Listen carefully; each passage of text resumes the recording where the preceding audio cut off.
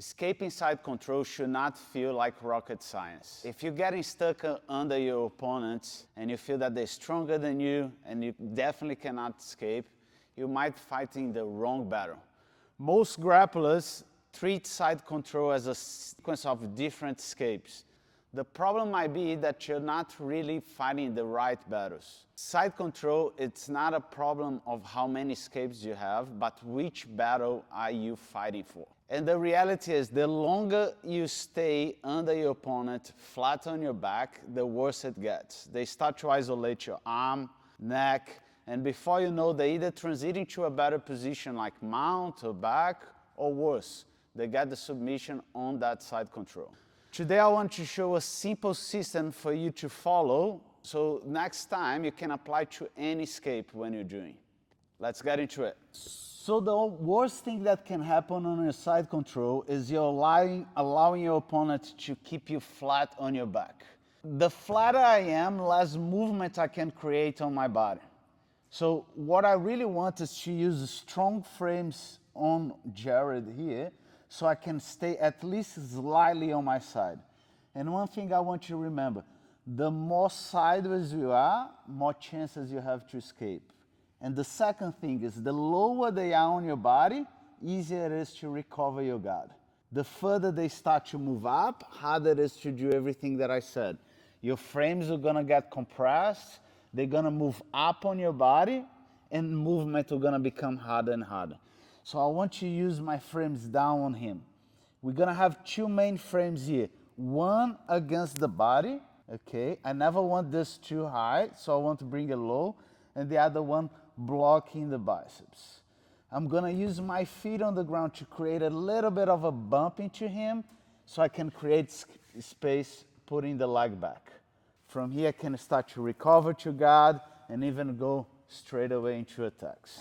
I gotta identify where Jared is sitting on me. If it is already a bit up and I try to do the same approach, I'm gonna end up even further underneath him. So sometimes the first movement is actually to make your frames stronger. You see that in comparison with the first one that we did, my arms are a bit closer to my body. So my first movement is not gonna be the hip. My first movement is gonna be the shoulder now. And when I do that, my arms became a bit stronger. The hip can start to go until I can find the space to insert my knee and start to recover my guard. So you can see just from these two positions that first it's a battle for my frames to be strong, so then I can create space and then recover the leg. We're gonna follow this throughout the next movement. So remember, we are fighting to have strong frames, so we can fight for inside position and space and then recover the legs. If we start to apply this in every situation, it becomes less about which position I'm using to escape and more about the system that I'm using. You can see now the situation, it's a bit worse now because now he has a cross face on me. So that inside frame that I had on the beginning, I don't have it anymore. I still have a cross shoulder pose. So I still have one inside position on his body. So one of the frames is still good. I'm gonna stop his hip with my hand in one side and my knee on the other. And then from here, I'm gonna create the same thing. I'm gonna start to move with shoulders and hip to find a space that I can insert my knee on him. Once I create that, now I have power to start to move my shoulder back and recover the first frame that we talked about to then put back into the guard. So I'm blocking. When I'm creating space, what I want is my feet higher than my knee. So when I start to go hip and shoulder, my knee goes directly on the space of his hip. And now I'm strong enough to push my shoulder away and recover inside position on the upper body as well. The next one, I want you to see like how I'm gonna have less and less space. So now I'm not gonna have the cross shoulder pose or the inside bicep pose. He's gonna have inside position on both of them. So now I don't have the cross shoulder pose or the inside pose on the biceps. So now all that I have, and I can do with my frames, it's keep him at bay, like as best as I can, of course.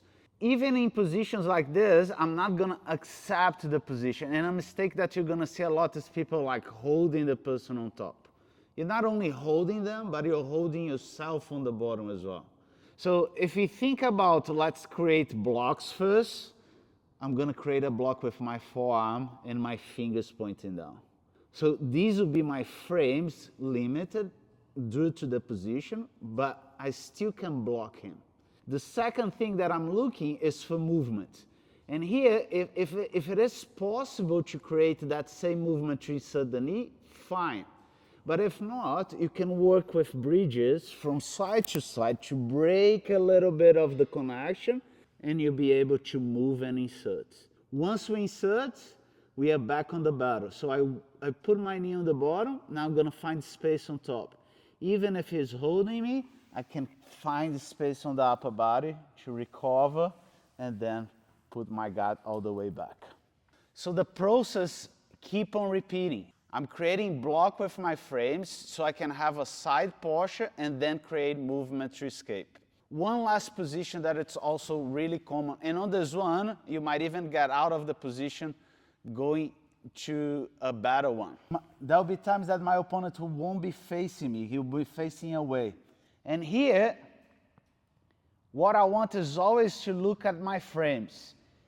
Are my elbows inside the body, or he is the one getting under my arms? I always want a place that he is contained on my frames, so on my elbows. Once we have the frames, we can think about the side posture. Once we have the side posture, I can start to create movement. If it is possible just to create movement to insert knee, fine. If it is too tight and he is holding, he is stabilized on the position, I'm gonna use bridges and off balances to create the same thing. On this position, because you're already turning away, if it takes too long for him to turn back to me, I can take an advantage and start to work towards back takes on him. Now, if you watch high-level grapplers doing this, you're gonna see that they rarely accept a flat position on their back. This should be what you're aiming for. So the first thing, always try to be on your side. Build your frames and then create movement from there.